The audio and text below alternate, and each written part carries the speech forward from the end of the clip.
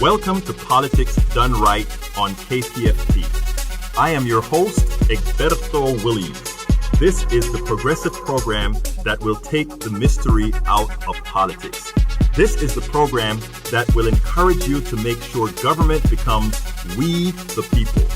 Whether you are liberal, conservative, or otherwise, you get to air your point of view. Give me a call at 713-526-5738. That is 713-526-KPFT. Remember, you can also send me a tweet to EGBERTOWILLIES. That is at Egberto Williams. Let us engage. It is politics done right. 1, 2, 3, 4. Welcome to one more edition of Politics Done Right. I'm Egberto Williams, your host. Thank you so kindly for spending this time with us today. Houston, we are going to be all right. We had the worst flood in this country's history, but we will be okay. We will come together and we will do what is necessary to recover. For those who have lost loved ones, my most sincere condolences. For those who are finding themselves in dire straits, rest assured, we are a city that hangs together and a city that will continue to be together. Now, this flood has touched us all.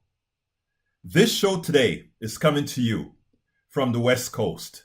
This show today is going to be a continuation of the show with great interviews that we had at Netroots Nation 2017. And what is Netroots Nation? Nothing more than the largest liberal, the largest progressive blogging conference in this country, where we all get together, schmooze with politicians and other activists in the field to make sure that we can bring the progressive message to America. Today, we're going to have Hustler Director of Tragic Partnership, LaToia A. Jones. We're also going to have the young Turks journalist, Chariton. And we'll also have our own Houston LGBTQ activist, Monica Roberts, and Houston-owned Black Lives Matter activist, Ashton Woods. Of course, we're going to have Professor Richard Dien Winfield, who is running in a red district in Georgia, who is filling the promise of keeping every district competitive for the progressive message. And last but not least, we have Anoa Changa, who was one of the leaders of a protest at Netroots Nation that had a reason that we all must examine. So let's get busy and start with those interviews. LaToia Jones, I think I've known you for a long time, even though we haven't spoken, because every single Netroots Nation I've been to, the Black Bloggers Conference, and you were there and you always had something to say. Well, I heard you talking to the young Turks earlier today, and I think you had a little issue. First, tell me what's the issue that you had with the young Turks? I don't have an issue with the young Turks. The conversation stemmed from, I made a comment that I feel like progressives haven't really been supportive of black women in the way they should. Right. So my comment to them was that you can't continue to ask black women to have your back when you don't have our back in all instances. So that was a situation. Like, I like the young Turks and I think they're dope for what they do, but I am just over the thought process that black women have to save the Democratic Party, save the Progressive Party, and no one's trying to save us. So that was a conversation. Now, what specifically, when you say that black women don't get the support that you believe they should get from the Democratic Party, what specifically can you point to? It's not just the DNC, it's the movement as a whole. So oftentimes when black women are on the ballot, they don't get the support. They have to work twice as hard to get half as far. They have to go through hoops to show that they are viable to run for office. And oftentimes, if you have a black woman who decides to run for office, she's put in the work. So my thing is that when you're looking at a race, make sure you look at the sister who's running, because she's been there. She's supported the candidate. She's done the work. Oftentimes, she has more experience than people in the room, but because she's a woman, she's a black woman or a woman of color, she doesn't automatically get the support. Now, Pamela Harris, a lot of people have been throwing it out that maybe she would be considered, she should run for president. And one of the things that came from several people within the Democratic Party proper was that maybe it wasn't her time. Do you think that has something to do with it?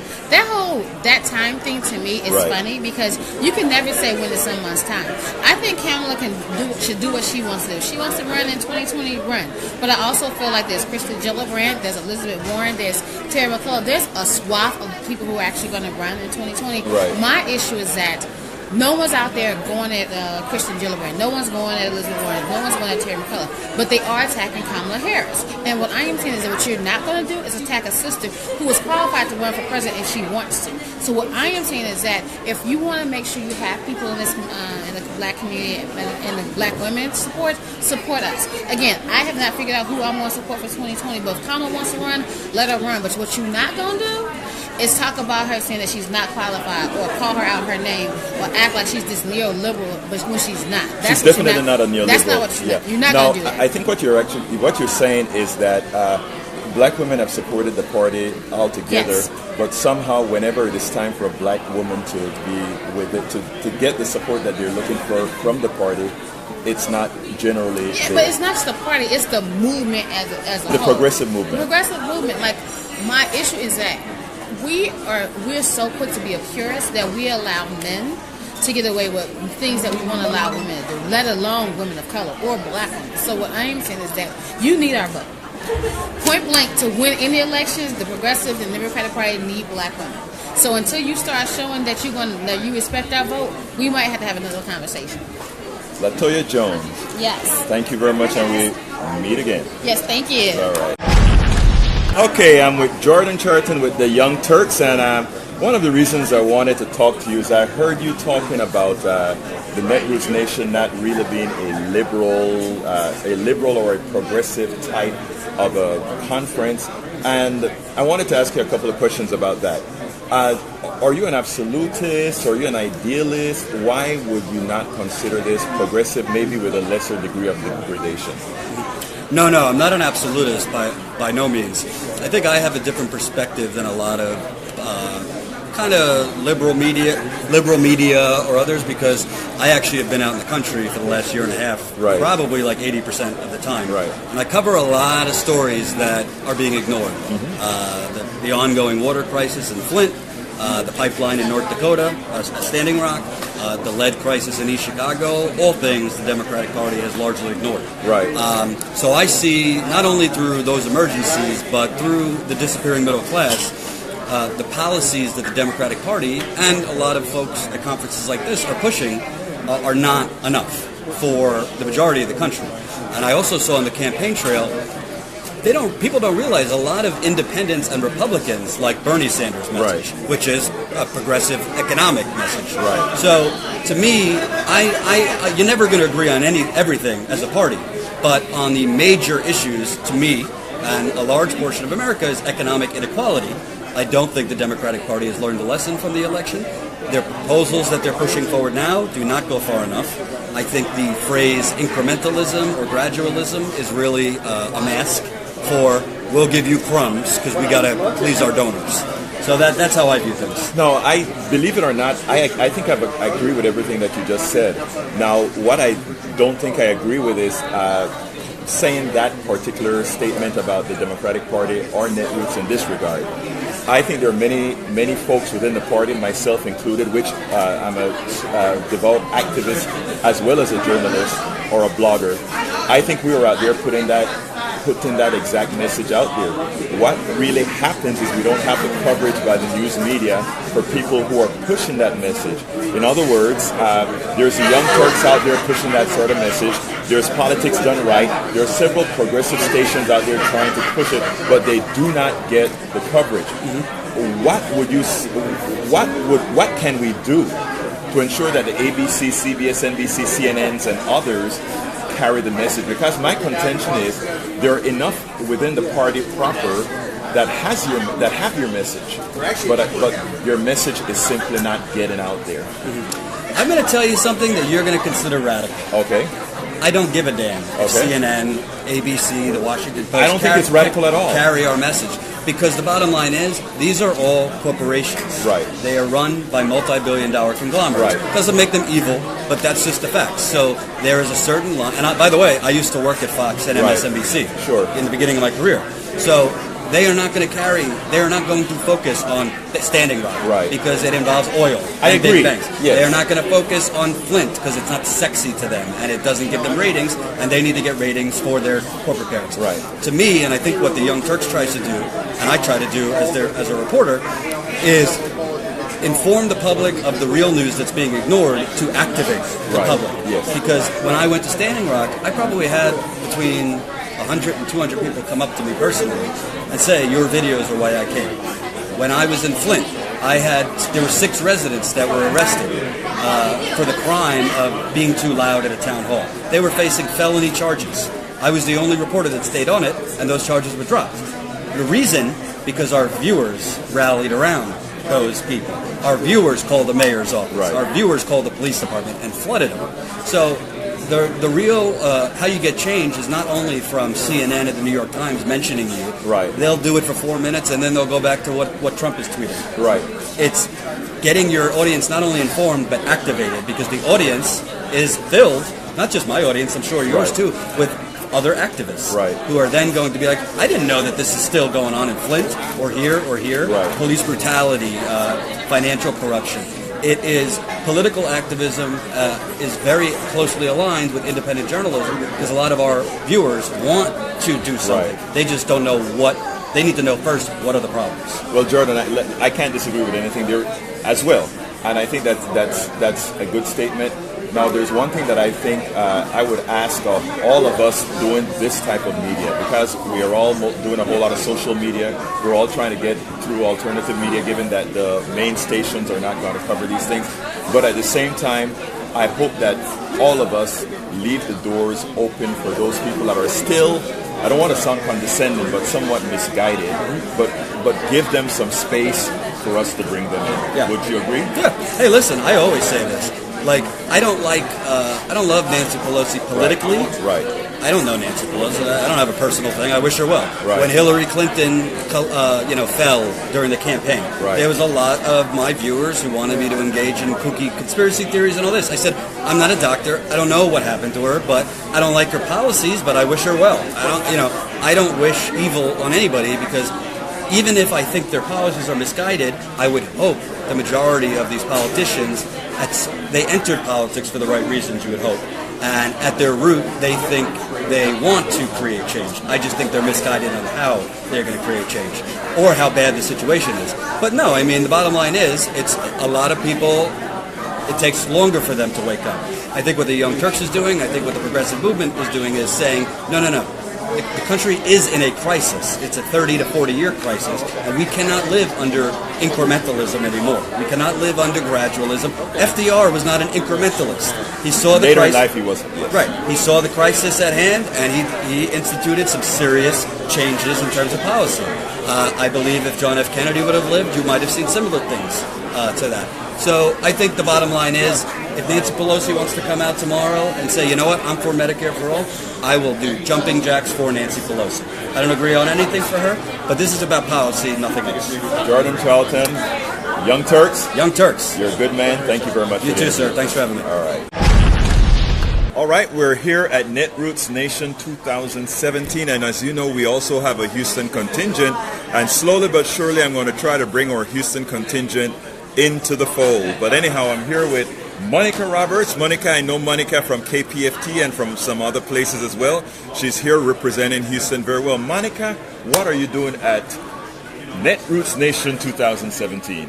There's a bunch of different things I'm doing here in terms of, I'm the defending champion of the Pundit Cup that's going on currently. That's going right. on You won right it now. last year. Yeah, she is a winner of the Pundit Cup, which means she's a darn good speaker. Yeah.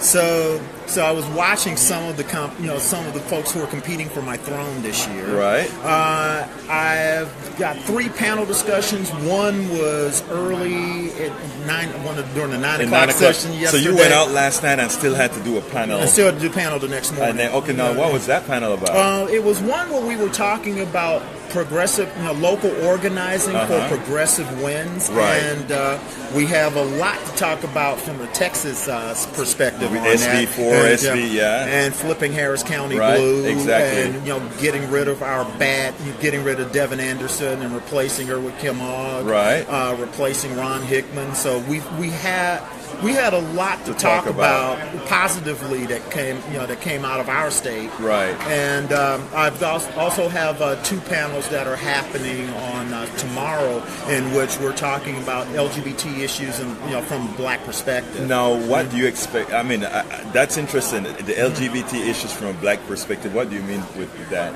Well, just like anything else in society, the LGBT community is a microcosm of the parent society at large. Of course, so exactly. Whatever isms and ills that are in the parent society are in the LGBT community, and it's sad to say, racism is one of them. Right. So how, even as myself as a transgender person, I don't experience it in the same way as my white counterparts do. Right. My white counterparts do. And we also have issues that are unique to us as Black people. Right.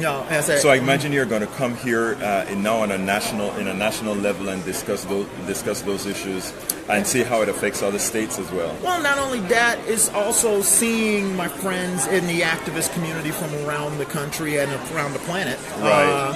Also, reconnecting with those folks. Right. I'll say meeting new people, actually going to different panels. I did have a chance to go to different panels yesterday, right. And actually hone my skills as an activist, because you can't say you always are in learning mode. That's why we come here. That's exactly. why you come to Netroots Nation, to interact, to network, and learn how to move forward and make you a better advocate. Right now, lastly, what's your last panel?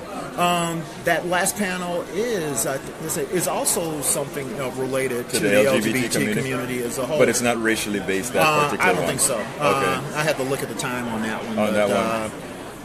So are you getting what you expected to get out of Netroots this year? I mean, you're here every year. So. Well, I said this is actually the first time I've done consecutive ones. Oh, okay, all right. Because I did the one in St. Louis last year, right? And this one in Atlanta, but my first Netroots was in 2012 in Providence, and it was that was a wonderful, that was a wild one, that was a good one, and it was for an all trans panel. It was the first time that Netroots had done an all trans panel, and I was the lone person of color on that one. So I do remember that. Yes, absolutely so. So I was, I not only got a chance to be on that panel, which was early. Once again, it was like the first day of the conference. Right. I got a chance later on to just basically wander, and just wander the facility in Providence and ended up in the Black Caucus. Right. And there was an interesting discussion that was happening where folks in the Black Caucus were talking about the LGBTQ community as if we were just some kind of separate entity. Exactly. And myself and another gentleman who was in there, with me, Victor Kearney, we were like, hello, you have 2 representatives from the Black LGBT community here, and we didn't give up our Black cards because we are also part of that community. Exactly.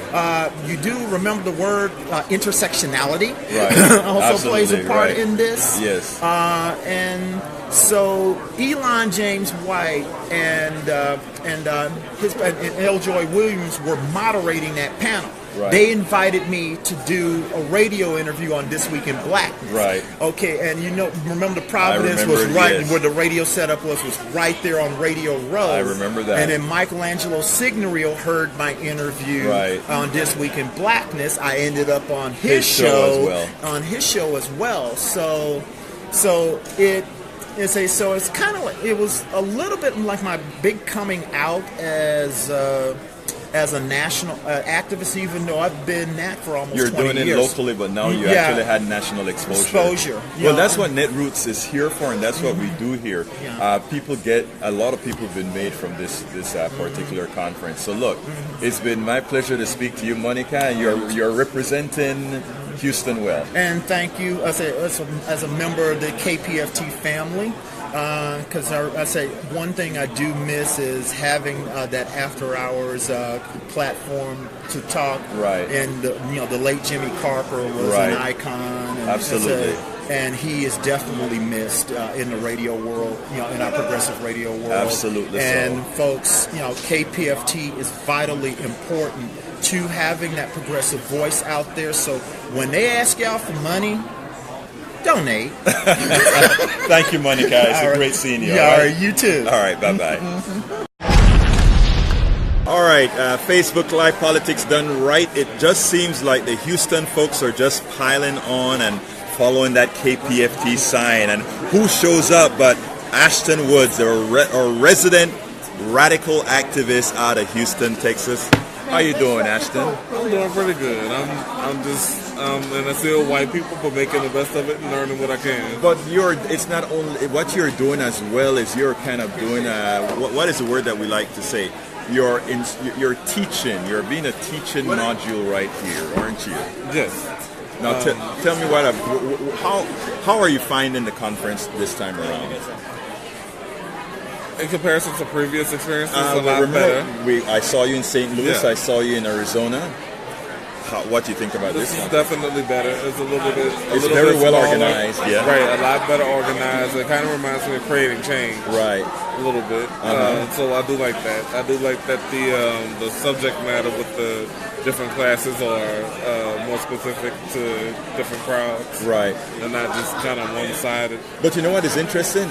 The venue is smaller, but there are more people. I know. It's amazing. I found that shocking because it was like we probably should have done it this way because people can get around a lot easier. Well, right. Instead of going from a hotel to a from one hotel to a convention center, et cetera, et cetera, et cetera. Now, what panels have you been to so far?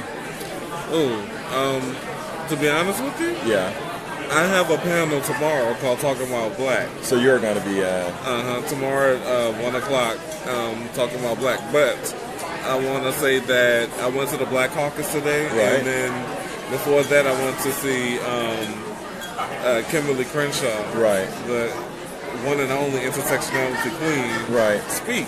And so yesterday I didn't really attend anything, but I'm actually the sponsor. Black Lives Matter Houston is the sponsor of a space that we created for people of color only, that no white folks can go in and we could just go in and chill. Now, I'm not going to address that one because there are a few incidents in Houston that occurred that we're going to have to discuss offline sometime. We can discuss it online. We're not going to discuss it online. As you know, this is my show. Anyhow, let me ask you, as far as, by the way, how was the Black Caucus? Because I forgot to attend this year. Actually, it's not that I forgot to attend, it's that I was in another meeting. Come on in, man. I forgot to attend. How was it this year? It was pretty good. There was no BS. Okay, so that's why I can put it. Like, we had real conversations about anti-blackness, about the root of anti-blackness, racism, right, white supremacy, that type of thing. Okay, well, good. So I'm glad. Some years it kind of devolved into things that we didn't want it to devolve into. But right. Now, so give me your overall experience of what you thought or what you think of Netroots Nation, not only for this, but how they're progressing and dealing with what progressives should really be. Because as you know, right now there's an issue with progressives not being progressives on several issues, both on the racial issues and on the social justice issues. So, and to some extent, the social economic issues. Right. Well, social justice is socio-economic. Right. But I like to separate them for specific reasons. Well, let's say for the sake of argument, we're talking about a space that's predominantly white. Right. So that they have gotten a little better with the way they approach people of color, specifically black people, and how they speak to them and how they address them in general. But I think that we're talking about a space that has barriers to entry, like fees. Right. You have to travel to get to them. So they're not actually serving a purpose as far as building a relationship with the communities of minorities or people of color or black people. I think they're having better programming, yes. Right. That is acknowledging all of the crap that we go through in that square communities. But the thing is that so far the conferences has been pretty good. I haven't had any issues. Mm-hmm. But, you know. I want to put a word in for Netroots that I found very encouraging, and that is this year and better than others as well, there were a lot of scholarships given for people to come here, and a lot of people got needs-based scholarships. There's something else that I want to address when it comes to, let's say, a racial issue. We have to realize, and even in what we're talking about, that not all of us, not all black folks don't have money. So black folks do come here who have money and who don't have money on scholarships. Well, that's a given. And also another thing is that all white folks don't have money, and there are a lot of folks in Appalachia who belong here as well, because we need to enlighten Appalachia, because enlightening them will also help us with our voting, with how we vote election time. So we really need to reach them as well. You know I understand that, right? I do, but you felt the need to say it. Because we have an audience. Okay, so now, as far as the audience is concerned, I guess, listen, I'm not worried about the white working class voter. I understand. They're going to do what they want to do anyway. I heard somebody give a speech to the plenary and talked about everything about bad water supplies that white people experience in West Virginia, and not once mentioned Flint or the little towns in Louisiana where I'm from originally. And it's like, you can have, as a white person, the lowest of information and income and still have a better life chance than somebody like me. Or any other black person for that matter. So, I mean, I agree with you, but let's not forget that in order to get a president that is not going to destroy the planet, it doesn't mean that we have to cater to people who will definitely not piss on us when we're on fire. We are not saying, before we close the show, I just want to make it clear. We're not saying, what we're saying is, we're not saying that at all. We're saying that we take care of all, and we also we take care of all. And in the process of taking care of all, we make sure that black folks, Latinos, and all the others are taken care of as well. Good. I would say my work speaks for itself. There you go, brother. You have a good one. All right. Thank you very much, Ashton. We'll be right back as soon as Shannon is done giving us an update on the weather and the traffic. This is KPFT 90.1 FM, Houston. I'm here with Professor Richard Dien Winfield, and he's doing something that we've been talking about for a long time. Every single congressional district must be challenged. And he stepped up to the plate, or he's likely stepping up to the plate. He's formed an exploratory committee to step up to the plate to be that candidate at great peril. Mr. Dien Winfield, it's a pleasure being with you. Thank you. Please tell me a little bit about why are you considering running for, what district is it in? This is the 10th district of Georgia, which contains as its largest city Athens, a university town. Right. That's fairly liberal and democratic leaning, but it's surrounded by a rural, rather economically depressed hinterland, which is extremely conservative and has voted for Republican candidates who often run unopposed. But this time they're not unopposed. They're likely not going to be unopposed. Yeah, I am planning to run. I will announce officially in January. Okay. Now, it seems to me like people should really consider you because you're doing something none of these other politicians have to do. You're a state employee. Yeah. Tell us what makes it difficult for you to run as a state employee. Well, as a state employee, I am required by law to go on unpaid leave as soon as I become an official candidate. Now, I think this reflects the difficulties employees in general have running for office. Right. They supposedly have a right to run for office, but in reality, an employee will have to give up their work and all the associated benefits if they're going to take on a serious campaign. And moreover, when the campaign's over, and if they lose, they're likely not to have a job to go back to. So it's very difficult for any employees to run for office, and that's reflected in who it is who occupies Congress and the Senate, which are now filled on average by millionaires and multimillionaires. Exactly. So this is going to cost you, not counting your pay, about what in benefits is this going to cost you? Yeah, I probably will have to pay something on the order of $12,000, $13,000. So that is your investment in activism to ensure that seat is challenged. Well, I will take the plunge. Well, I think it's important. I want to get positions out there that I feel no government officials and no candidates, including a Democratic Party, including people like Bernie Sanders, have put forward, that we need to advocate in order to, in a sense, save the American dream and uphold American democracy. Well, what I'm going to ask you to do is give me that litany of positions that you think that you're taking that you think Democrats in general aren't but need to. Okay.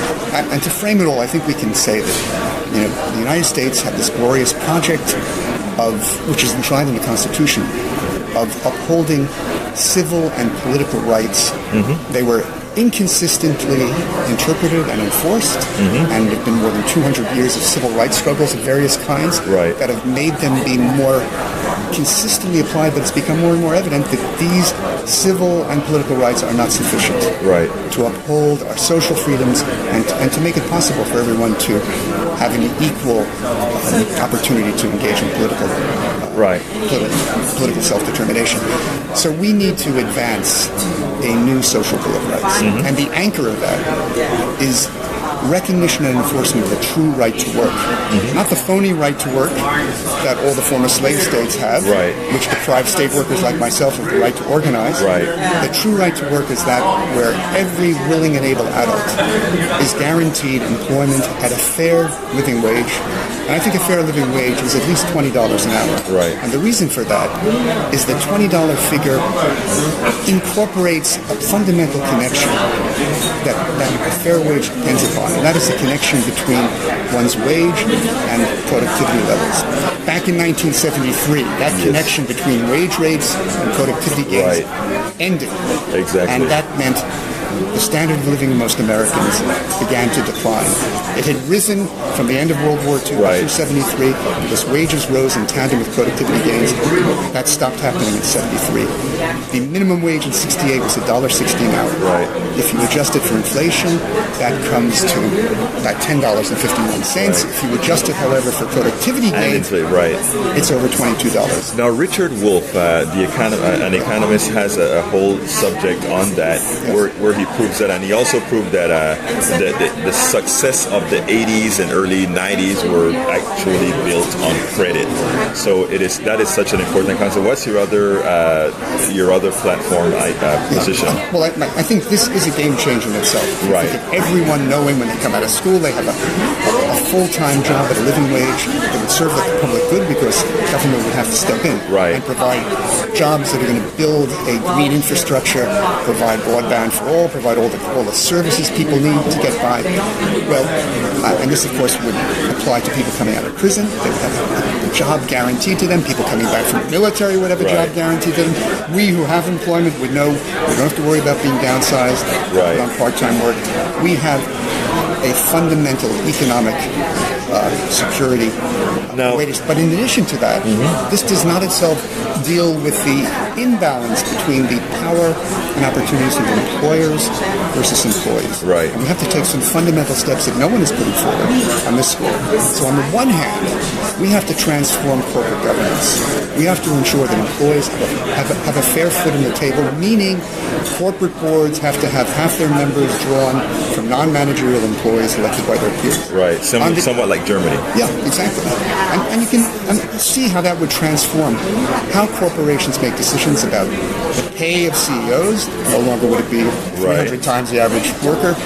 It would have a tremendous impact on how automation is handled, how outsourcing is handled, how environmental policies are handled, how corporations relate to politics. All of these things would be radically transformed. On the other hand, we need to do something that will remedy the complete disempowerment of employees in this country. Right. Where labor unions have fallen to 6% of the workforce in the private sector. And the NLRB is not sufficient. The activity of unions trying to organize is not working. So we need to step in by law and require all employers, multiple employers, full-time, part-time, gig economy, freelancers, require collective bargaining with the elected representative of their employees.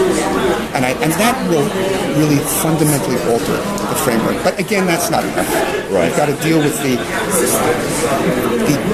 balance between work and family, because you're not going to take advantage of guaranteed employment and employee empowerment if you can't take care of your family. Right. So we need, on the one hand, to require employers to give employees the time to deal with their family responsibilities. We need to have a 1-month paid vacation for everyone. We need to have a 9-month paid parental leave. But in addition to that, we have to make the care for our children, for our elders, affordable. We have to have free public daycare, free public elder care.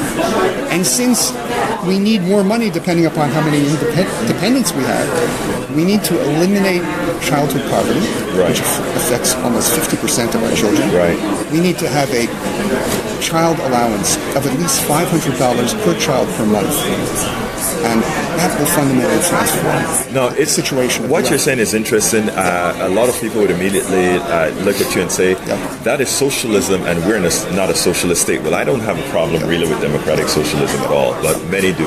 That said... Well, no, this has absolutely nothing to do with state ownership of means of production. It's rather a matter of making capitalism ethical. It's redeeming capitalism. I understand that. You understand that. The propagandists won't reveal it that way. Remember, we had something called the Powell Manifesto, which was the path to indoctrinate Americans into fear things like what you are stating. As we liberalized in this country, we required more, and we actually realized who really was the driver of our economy. Not the Wall Street guys. They're just the master-slave relationship with who drives the economy. I mean, who are the real job creators? Exactly. It's not profit seekers. No, it's not. Yes. It's employees. Because what do? We spend most of our income, much more of our income. It goes back into the economy. It creates consumer demand. It allows for the hiring of new workers to meet that demand. Now, what you're telling me is music to my ears. I understand it well. In fact, I've advocated much of that, if not all of that. My question to you, however, is we are easy here at Netroots to tell that story. How do you tell that story around Athens, where it's completely red, with a whole lot of people who have not, I don't want to call them uneducated, I want to call them indoctrinated. How do you break that side? I mean, you're coming to this race at an expense to yourself.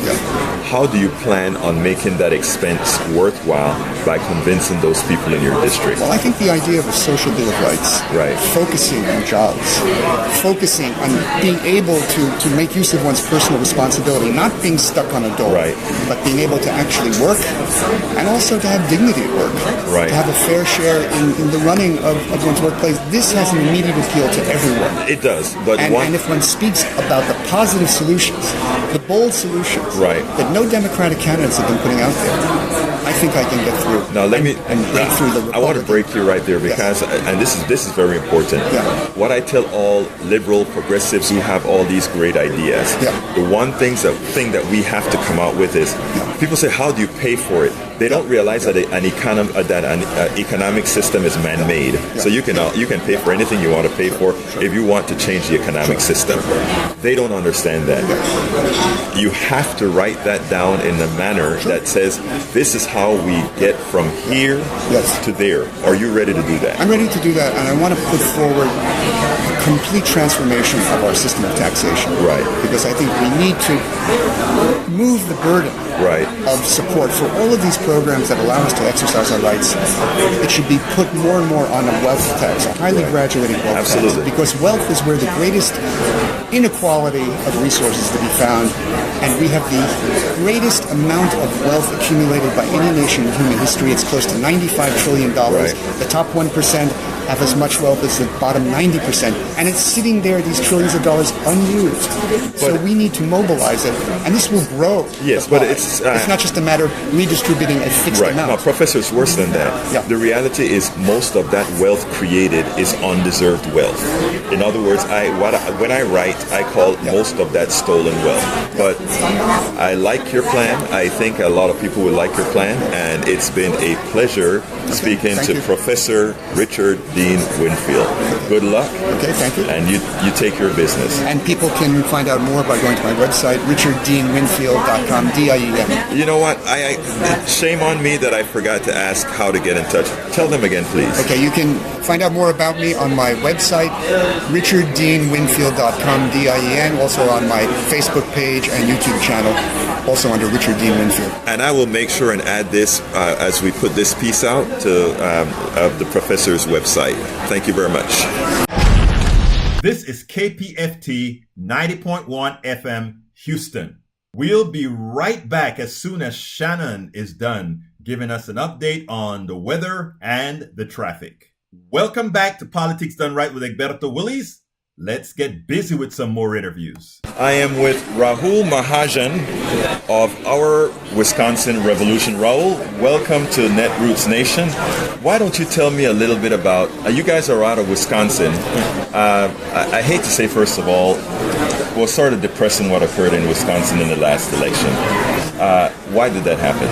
Well, yeah, so it's an interesting question. Why Wisconsin, which is basically a purple state, I mean, it's maybe a slight Democratic majority in the population, has turned violently red in terms of its politics. Right. And it goes right back, as a lot of things do, to the 2010 midterm elections. Mm-hmm. We got Scott Walker in as governor.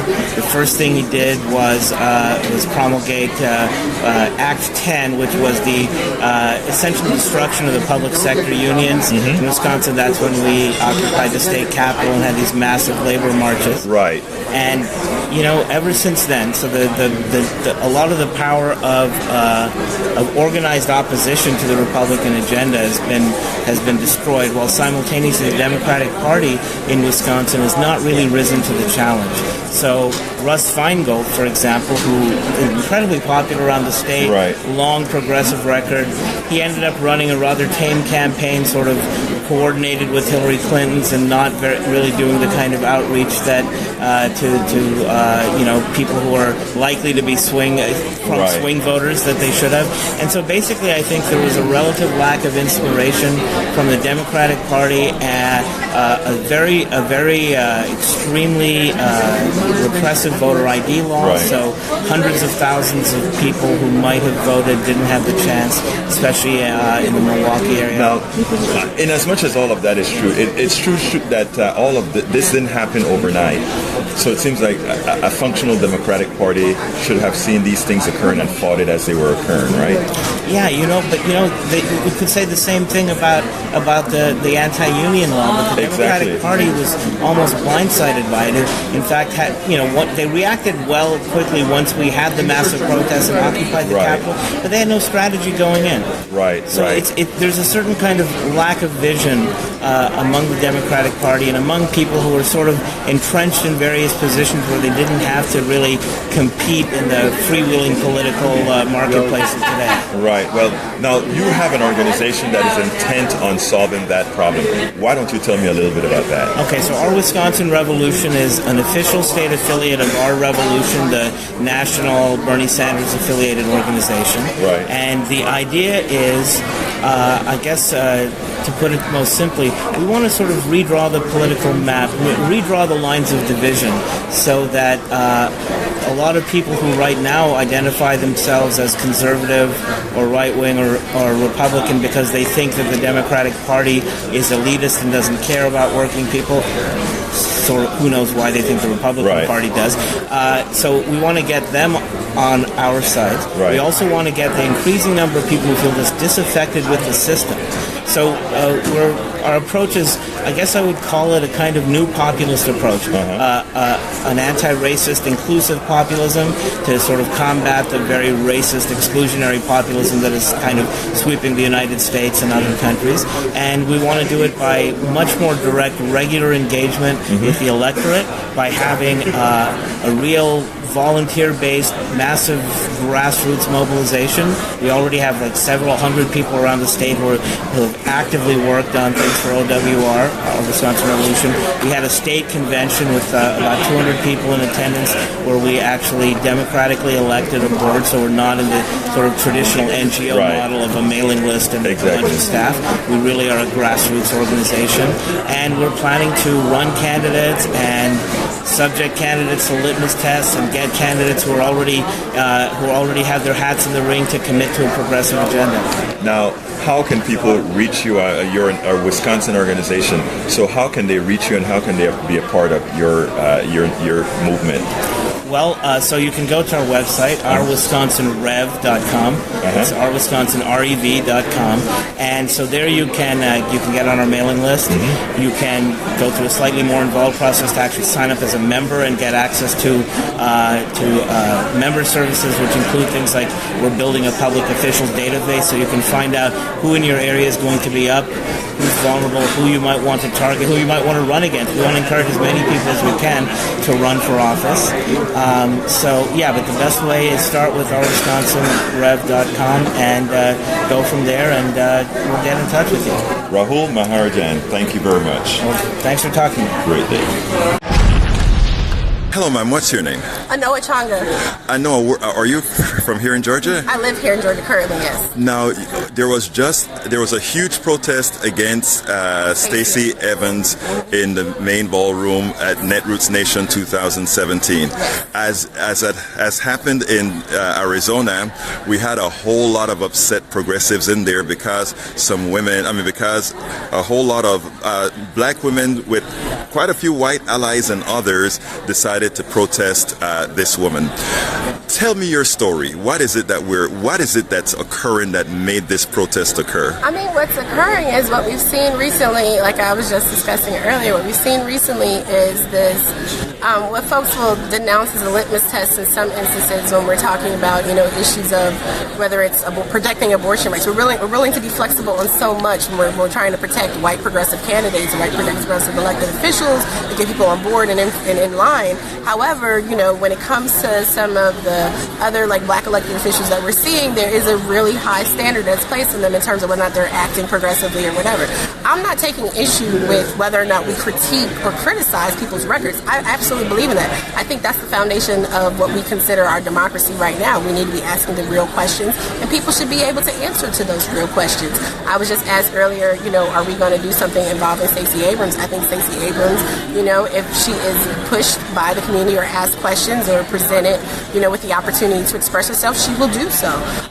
With Stacey Evans, she has been given a pass. What happened today was the fact that Stacey Evans was given time at the most largest progressive gathering in the country to speak, and there is a complicated issue in terms of her stance on education. So while she would like to chant hope, hope, hope, referring to the Hope Scholarship Program for college here in Georgia, you can't get to college if you don't have adequate protections in terms of pre-K and K through 12. And her support for school privatization, for vouchers, for just other issues.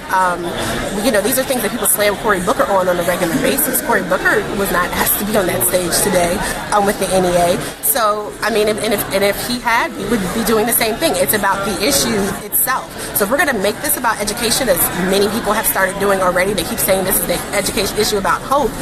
No, we need to be honest, because education is more than just free college. Free college is something that, while it can be beneficial, if you don't have the adequate preparation, college preparation, college preparedness is a serious issue when you're talking about black, brown children, we're talking about poor children generally.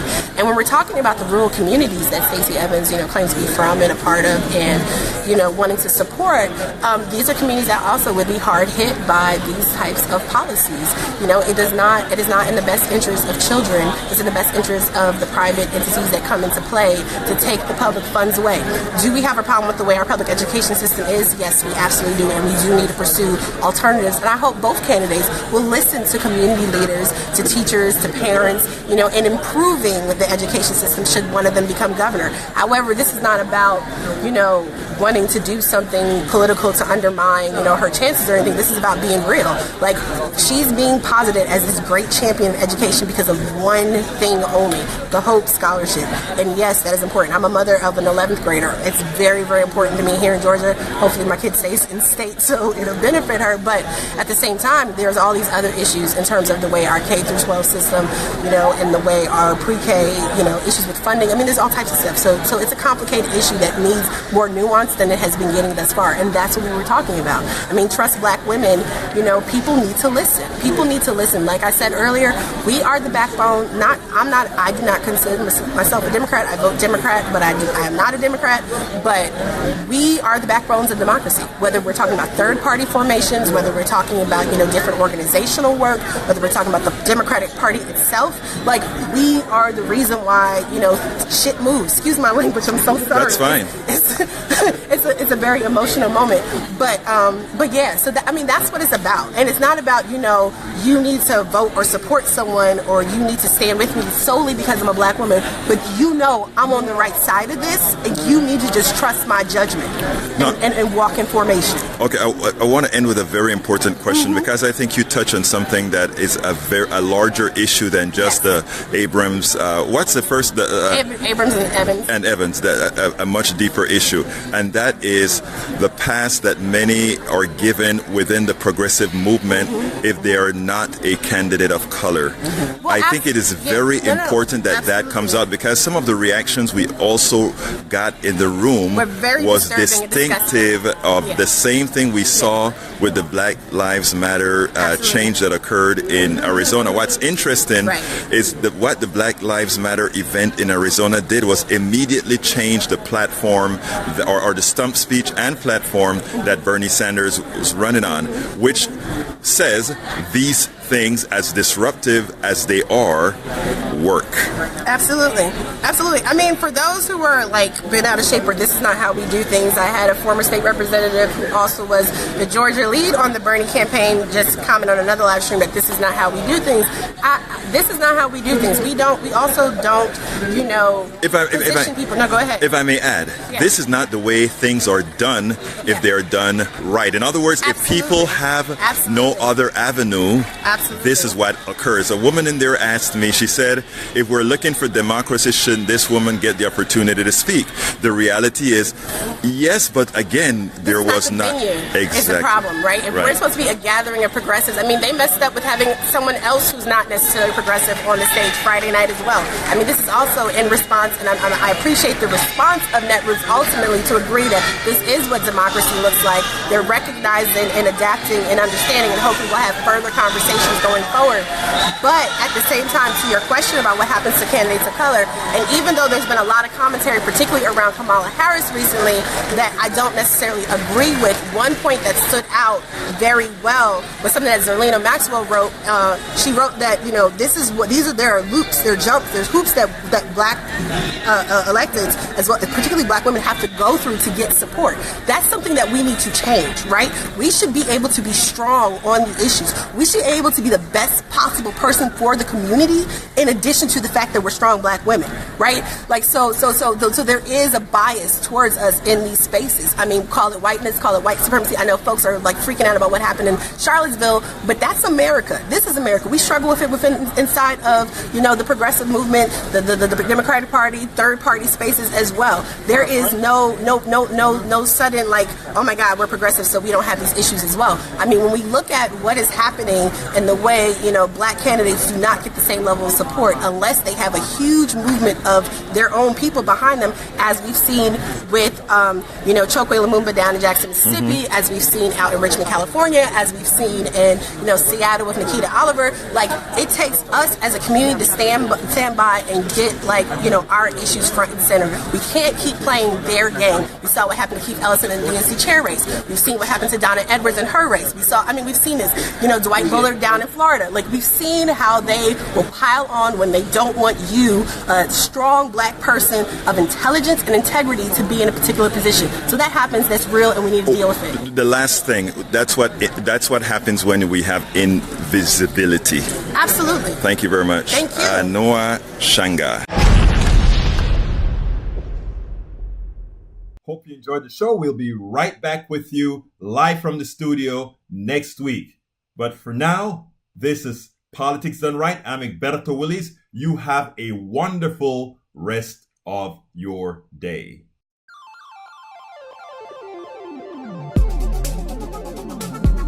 Thank you very much for listening to Politics Done Right. I am your host, Egberto Willies.